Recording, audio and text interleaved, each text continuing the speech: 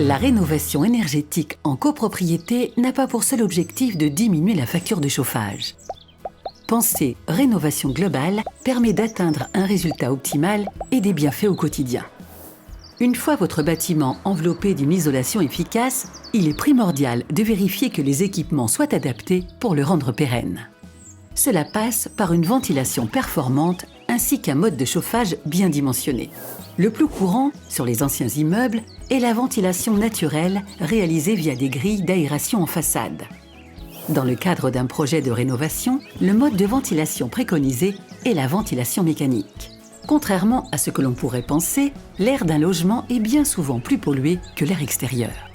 Lorsque vous isolez votre bâtiment, vous limitez toutes les amenées d'air qui participent normalement au renouvellement d'air de vos logements.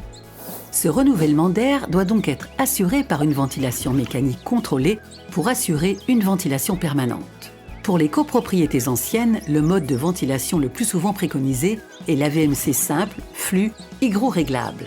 Ce système permet à l'air extérieur de traverser d'abord les pièces sèches, chambres, séjours, pour être évacué par les pièces humides par un extracteur placé le plus souvent dans les combles ou en toiture.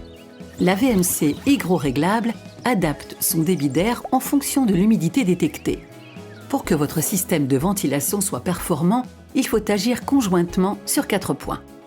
Les caissons de ventilation, les conduits d'extraction, les bouches d'extraction dans les pièces humides, les entrées d'air, menuiseries ou bouches de soufflage dans les pièces sèches uniquement. Une copropriété bien isolée nécessitera un système de chauffage moins puissant et donc moins consommateur d'énergie. C'est pourquoi le chauffage est le poste qui doit être envisagé et dimensionné en dernier, une fois que la qualité de l'enveloppe et du renouvellement d'air est connue pour que la production de chaleur y soit adaptée. La production de chauffage est importante, qu'elle soit collective ou individuelle, mais sa régulation l'est tout autant, notamment avec la pose de robinets thermostatiques sur les radiateurs. Une installation adaptée permet de traiter de nombreux problèmes d'inconfort. Surchauffe ou radiateur froid dans certains logements, mauvaise répartition de chauffage dans tous les étages et logements, température d'eau froide, tiède.